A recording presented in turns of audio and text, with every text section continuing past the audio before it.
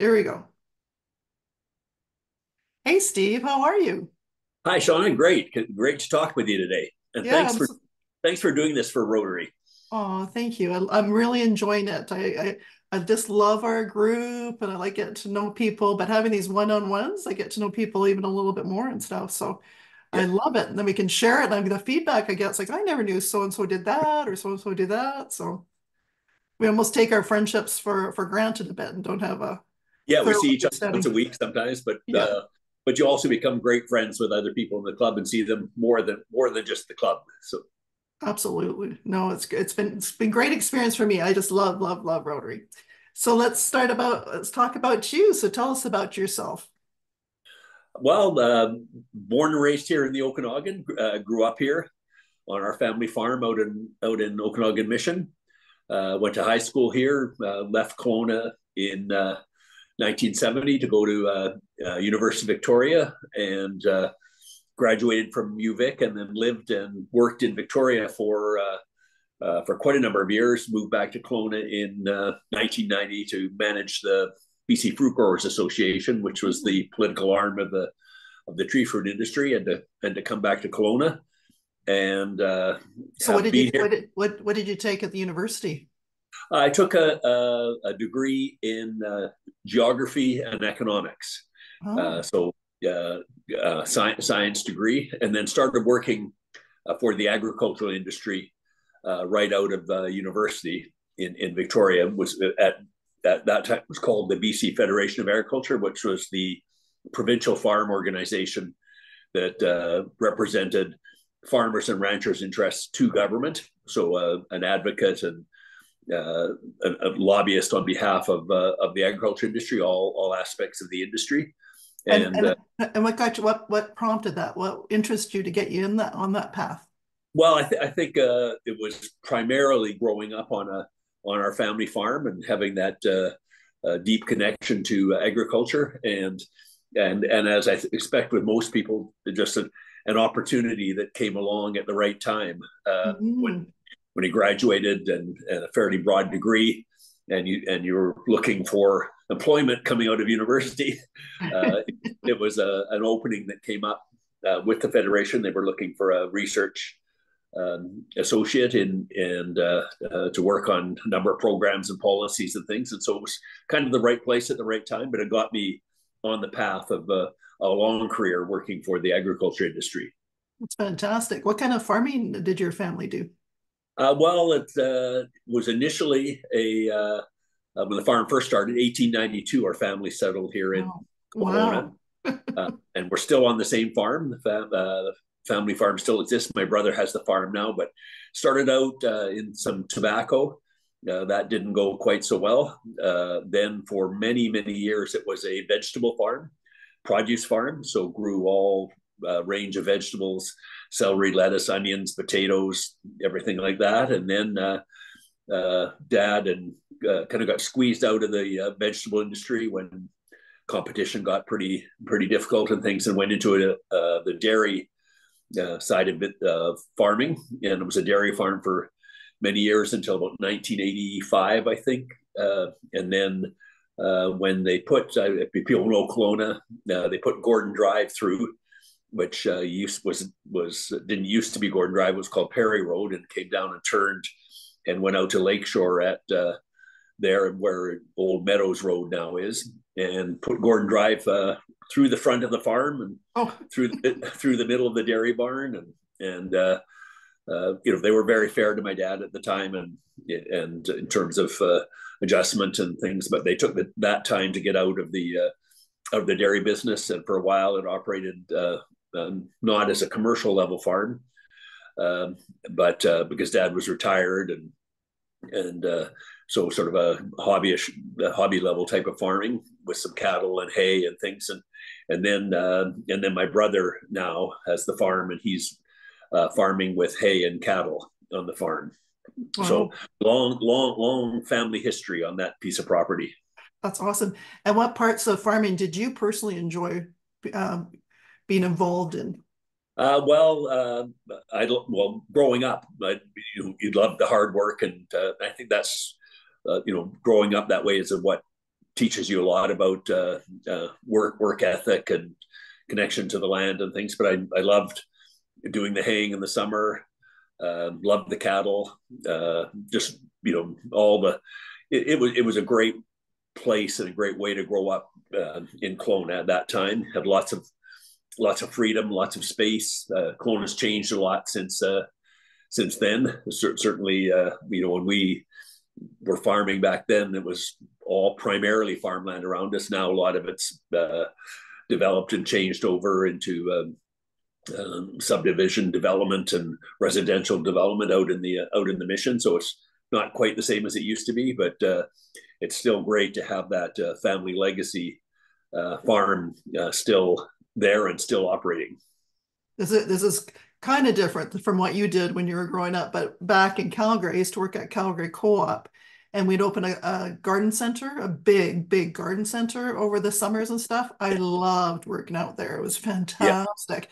Like you just yeah, felt so good. You just be so tired at the end of the day. And I love carrying those big things of peat moss around and the big, soil and stuff. And you'd have yeah, these men going, I'll get it. I'm like, no, I got it. And I'd throw it over my shoulder and could never yeah, do that now. But it just, yeah, there was something very rewarding of just doing a full, long day of just hauling stuff around and being yeah, outside with, you yeah. know, plants and the trees and all that kind of stuff. We used to have cousins who came up from the Lower Mainland from Vancouver, friends from school who loved to come out to the farm, work for the summer and things. So it was just it was a great way to grow up. Yeah, I really love that time with the summers and stuff. So did you enjoy living in Victoria? Because you were there for a few years, you said? Yes, yeah, for over 25 years. So Wow, uh, that's it, been a time. yeah, it was lots of work was there, but also I also had a long career in rugby.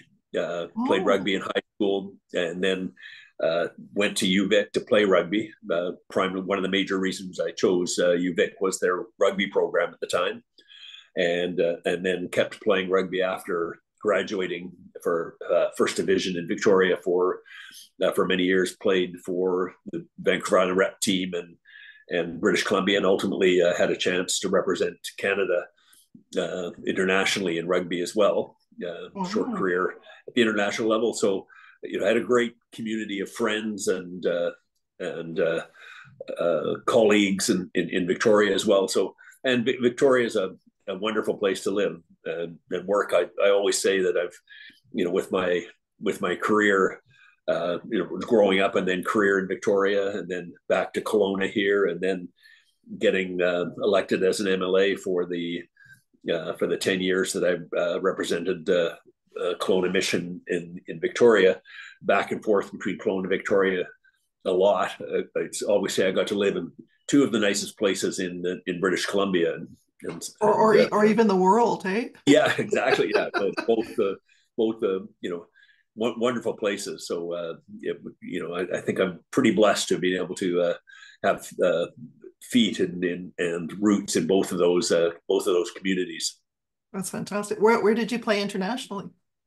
Um, uh, Tours to Argentina, Nice.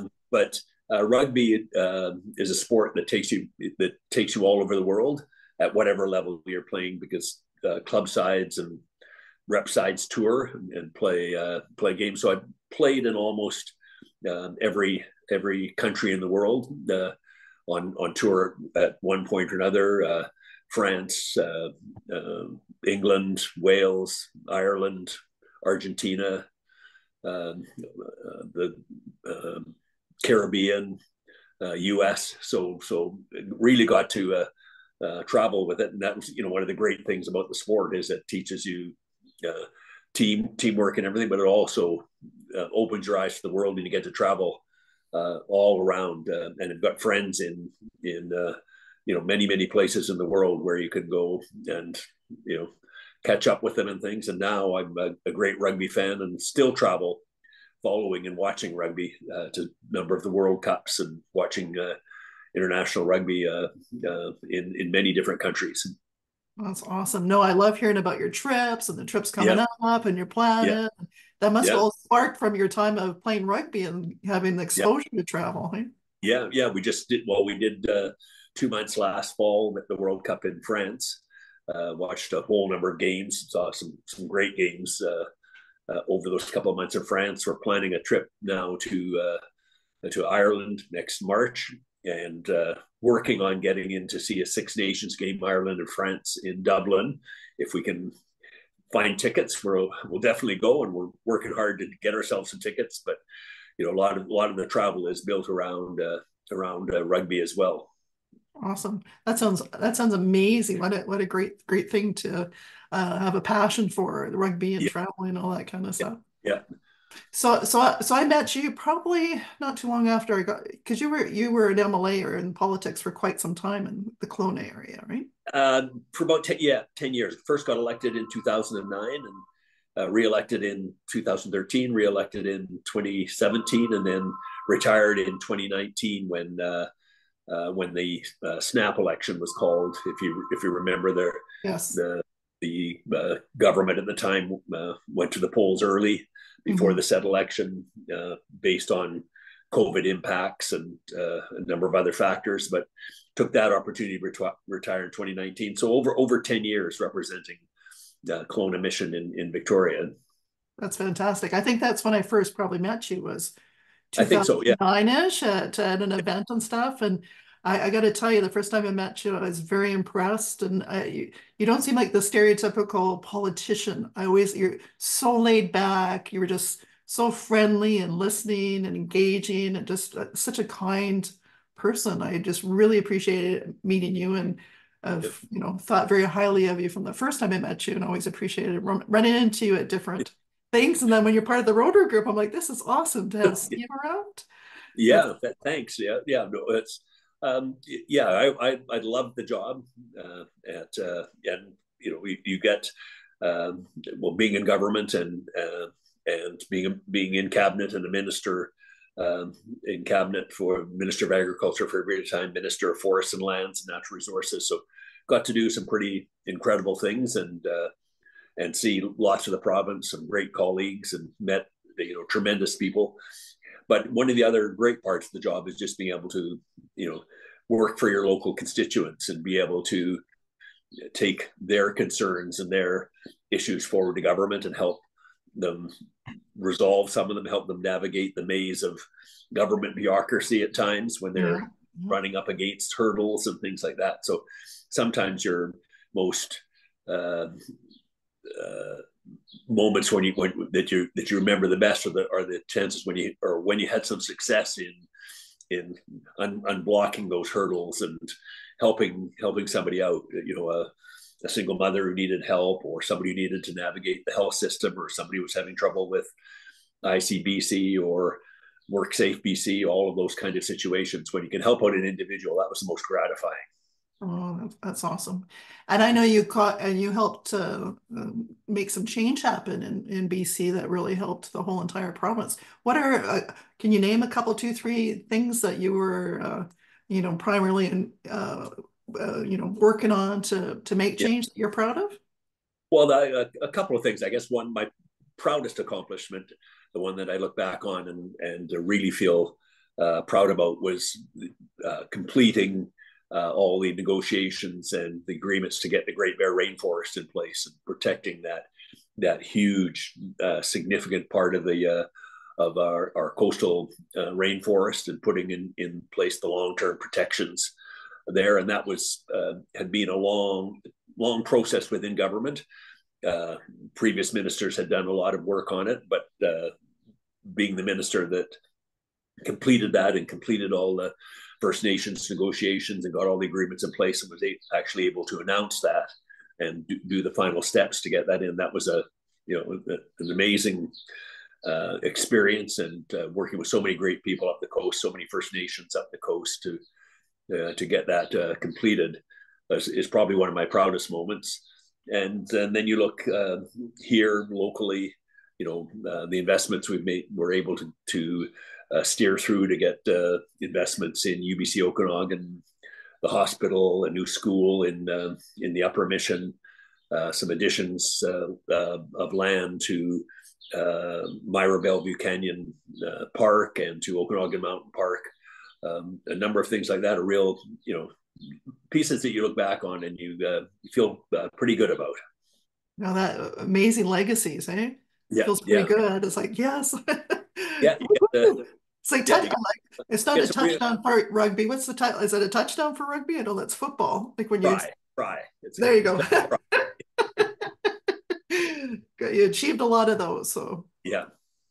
that's awesome.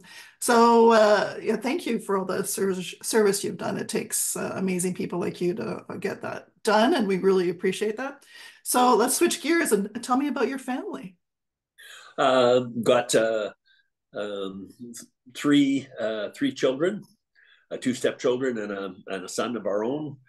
Five grandchildren all live here in Kelowna, which is nice. Is having everybody here, and actually we've just got a great grandchild as well. So very proud of what they're doing, and really nice to have them around and close. And it was particularly nice for Brenda, my wife Brenda, to have them all here when I was away so much. The job of MLA takes you out of and away from home for many days of the year. So it was really nice to have all of that family around for her while I was engaged in other things. So that didn't let me stay at home as much as probably would have liked to. Yeah, they're all here. Daughter works as a nurse at the hospital. My stepson works for my sister's company out in Kamloops. My son is an engineer here in town, geotech engineer, works for a local engineering company, engineer in training right now, working towards his professional engineering status and doing some really neat projects. So great to have them around, and we get together with them regularly. And how did you meet Brenda? Through some mutual friends. Oh, So nice. kind of a little bit of a setup, I think. Was it Yeah, was a good setup, it sounds like. yeah. She was. That was when I was living in Victoria. She lived in Kelowna, so Oh, there was some long distance commuting for a while, and that was before the days of the Coquihalla. So there was some mhm. long commutes through the night in the over the old Hope Princeton to go back and forth between Victoria and Kelowna. But yeah, so I'm always the friends that introduced us are still our best friends, and Oh, we I often thank them for making that introduction. oh, that's fantastic. So it sounds like you spend quite a bit of time with family, which is great. So what kind of stuff do you guys do together as a family? Well, lots of coffee walks and through the neighborhood, dinners with my son. Do quite a bit of fishing with him because he's an avid fisherman, outdoorsman. So the one thing I did when I retired, I bought a boat and a truck to take advantage of retirement. So we do quite a bit of fishing. We love to travel, so we've done a lot of traveling ourselves, but also some travel with the whole group and the whole family. So just lots of good family stuff. That's great. Whereabouts do you like to fish? Well, we go on Okanagan Lake sometime. We go to some of the higher mountain lakes off the Coquihalla for some lake fishing and things like that. So anywhere where my son thinks there might be some fish. Oh, that's awesome. That's great, great memories and stuff. We have Yeah, we have a place up at Maple Lake, so we're trying to yeah, get brave enough to go fishing. yeah. We've been. We bought a fishing pole this year. That's as far as we've gotten. But Oh, I remember fishing. Like we used to have a place up in Sandpoint, Idaho, when I was a kid, and we go down there. And I used to love as a kid yeah, hanging out with the guys that would come back with the fish and the fishing hut, and I'd yeah, learned how to clean them and scale them and do all that kind of stuff. That seems like another lifetime ago. I don't think I could would even know how to do yeah, any of that. So we're yeah. trying to get brave Well, enough to try one of these days. So yeah. Well, we've fished at Mabel quite a few times too. That's one of yeah. our one of the lakes we like to go to and put the boat in at the park. Come in from the Lumbee side and put the boat in at the park there, and and we've had some reasonable success there too. So well, that's good. Yeah, we're on the Enderby side. the other end, yeah, Yeah, yeah, but the river is great through there, and yeah, yeah, the lake and beautiful. stuff. So yeah, we see people fish, so thinking that's got to be a pastime that we have to try one of these days. So Yeah, yeah, so that's great, and I know you love your family and you speak often of them. So I'm glad to hear that you're so close together and can see each other often. yeah. So let's talk about Rotary a little bit. When did you start in Rotary, and how did you get started in Rotary? Um, I knew you were going to ask this question. I can't remember the exact year, but I think it was 1993. First got started in Rotary when I moved back to Kelowna. Was managing the Fruit Growers Association and was looking for an opportunity to get more involved in the community. And Rotary was one of those good opportunities. So joined then, and so been with Rotary for quite a long time, a little bit on and off, because the job took me away a lot. Even before, when I was working in agriculture, a lot of my work was in the Fraser Valley, and so living here in Kelowna, but spending most of my time in the Fraser Valley working, because that's where the greatest percentage of the agriculture industry is down in the Fraser Valley, and so kind of on and off over all those years. And then when I moved back to after politics, once I got out of politics, then decided to come back in and get to be much more regular and participating to a much greater degree, and came back in and regularly, and then became president of the club in 2021 Oh, for cool. the club, and that was sort of a bit of a difficult time for the club in some sense. The membership was struggling a little bit because we just come through COVID and having to move to virtual meetings, and so that impacted membership a bit. And even the year that I was president, following Lynetta, Mhm. who had her whole year as virtually. I had part of the year virtual, part of the year where we were able to get back into person-to-person meetings, and so that was a bit of a challenge year from that perspective, kind of because you sort of were back in person, and then something would happen and we'd have to go back virtual again. Made it a little bit tougher, but put a real focus on, and during my term in trying to regrow the membership, getting new members in, had some great support from people like Gordy Charles and Baron Dinnert and Sheldon Palger, and in attracting and building and putting in a process to place to get to new members, and putting sort of a good foundation in place that subsequent presidents, Bill Redmond came in after I was president, and we were able to continue to kind of rebuild the membership and the strength of the club, and I think as you see now, we're continuing to induct new members, and we've got some really good growth and really good new participation in the club. So great to see that. Yeah, no, it was a very interesting time navigating through COVID. It's Yeah. funny 'cause it wasn't that long ago, but it seems like a long time ago. It seems like we're So almost back to where we were, right? yeah, yeah, Yes, crazy, crazy, crazy time. So, yeah. um, you've been president, and have you been in other committees and stuff over the years? And what other volunteering and things that you've been involved in that you would Yeah. like to share? Well, yeah. Well, with some of the other committees with Rotary and things, the speaker, the committee, the service committee. So one of the things we did when I came in as president too was try to re-engage the club in after coming out of COVID back into sort of community service and doing community projects and things, which as well, we did some invasive plant removal in Munson Pond, and we did some work at the cancer center in their gardens, and then the club now continues to support things like the food bank and the kettle campaign and their campaigns by volunteering. Mhm. So that's one of the great things that Rotary does, and the great opportunities you have with Rotary. I've always had a an ethic of volunteering in the community, even before Rotary and during Rotary and things.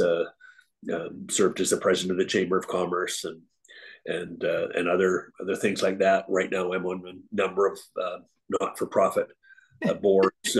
Wheels on Meals and Meals on Wheels, and Meals on Wheels, and the Child Advocacy Center and the Silver Lake Forestry Society. So always look for those opportunities to continue to to give back to the community in ways that you can, and where you can utilize some of your time, particularly now you're retired. You've got some time to give back, and so I always believe that that's something that you should do and should try to continue to do, where some of the skills and background you have can help out. I was just gonna say, aren't you retired? That sounds like a full-time job, all the stuff you do. And I Yeah, know you're busy because you're just like, I got to do this, I got to do it is this. retired. It's things that you love doing and things that you can Yes. do, and you try to choose to where you can fit them in, and opportunities that still allow you to do all those other things like travel and get away and spend time with your family. So you try to find that balance. My Brenda would probably say I'm not that great at finding that balance. I probably got the balance. I was gonna say, how does Brenda feel about all these commitments? Tipped a little bit too far sometimes on the one side of it, but no, it's you're when you grow up in the community and you're born and raised here, you have a real feeling for the community, and you want to to continue to help see the community grow and thrive and help where you can. Yeah, for sure. So what is something people would be surprised to know about you? Ooh. I don't know. Well, some people are always surprised about the long career in rugby, because they it's a pretty high contact, rough sport and things, and people look and say, oh, you don't seem like you'd be suited for that that sport and things, but it's something that I had a huge passion for and just loved. It was just a great sport, and I played football and rugby in high school, and chose the rugby career because it's because of it's a great game, and you get to do all things, and it's very social, and great network and things, rather than football was more kind of, you had your little specialty spot, and a lot more one-on-one kind of contact and things. Didn't enjoy the game as much, so people would be a little surprised about that. So did your father play rugby or any other family members? You were just first? Yeah, just the first in the family. I tried to get my son into it. I think I threw a rugby ball at him when he was 3 or 4 years old and bounced it off his nose or something like that, and that was the end of his. Oh no! So he went into more non-contact sports, volleyball and badminton, and he was a good athlete, but didn't do the big contact sport. So the big contact sports. Yeah. That's fantastic. What else would you like to share about yourself or our rugby club that we haven't talked about? I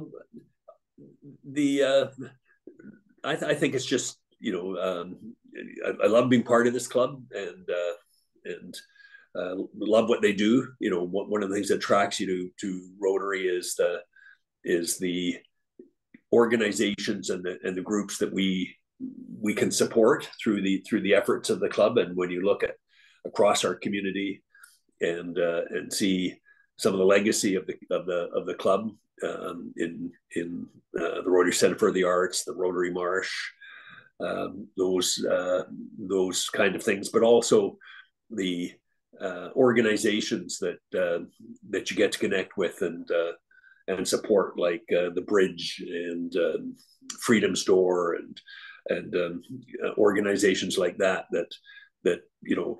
do so much great work in our community, and we get to help them out and provide some funding and support for them when they need it, and in many cases provide manpower and volunteers and work to help them with their initiatives. Yeah, I always say that sometimes the world seems pretty crazy. Like, especially the last few years seems especially crazy. There is Yeah, something always going on or some disaster or whatever, and it's very disheartening to hear the news. But I yeah, love being part of an organization that is so nimble and quick to be there. Like yeah, last year with the fires, like our club was writing a check yeah, immediately to help yeah, people out. And when there was a storm across in the international, we write a check immediately. We were sending shelter boxes. That gives me hope, right? yeah, That you're not just feeling helpless and just a sole person, just kind of, right? yeah, and that yeah, and the club can be, you know, so nimble, you know, in terms of being able to respond quickly, like you say, you know, because you know when an issue comes up and the you know the club has a pretty efficient process to be able to deal with them, you know, Mhm. through the committees and both at the donations committee and the foundation level, and it doesn't take, you know, too much effort for the club to rally and provide that support when it's needed. Oh, I love it. And of course, I love all you guys. I just love our family of Rotarians, and it's so nice to see everybody every week and Yeah, catch up and be there for each other if needed. And yeah, and that's you know the one of the things you really like about the club. It's the work they do and everything like that, but it's also the, you know, the camaraderie and the networking and the fun and the social times that you get to have, the, you know, the president's dinner, the Rotary after five, you know, the spelling bee we've got coming up next week, you know, just good sort of good sort of fun times that because they're, you know, they're all great people in the club, and you know, so you really value the participation in it. yeah, no, the fellowship's fantastic. I love Yeah, it. And yeah. so glad to have you there and get to see you on a Oh well, regular basis. and Makes me and smile when I see you. and vice versa. Anything else you want to share? No, You I cover think most we've, everything there? yeah, covered a lot of ground here. I think it's a great initiative they're doing, and just getting the sort of more personal side Right? of the members out and out to our members. And I always, you know, when you have done these before with other members, I always have a really enjoyable time watching it and reading through it. Or Me too. No, I really, really enjoy it. So I really, really appreciate your time today. I know you have a meeting coming up here soon and the busy guy. yeah, well, lots of you know, and yard work and things to do and things like that too. So we just need to get some good spring weather going. Although you know, given the drought we've come through and it impacts, and you know, we shouldn't be complaining about this rain at all. We need it. No, we need it. We need it. Yeah, But that's for sure. whatever reason, us humans like to complain about the weather. It's too Yeah, no, hot, yeah, it's too you do it. cold, it's too wet. Yeah, But living here in Kelowna I'm so blessed. It's so yeah, beautiful here and stuff. And for sure. we got the best of everything, I think. Yeah, And like you said, you lived in two of the most beautiful places in the world. yeah. That's that's what I think for sure. Anyway, yeah. Absolutely. Well, thanks, Steve. Okay, thanks, Shauna. Okay, nice Okay, talking to you. okay, great. Have a great day. You too.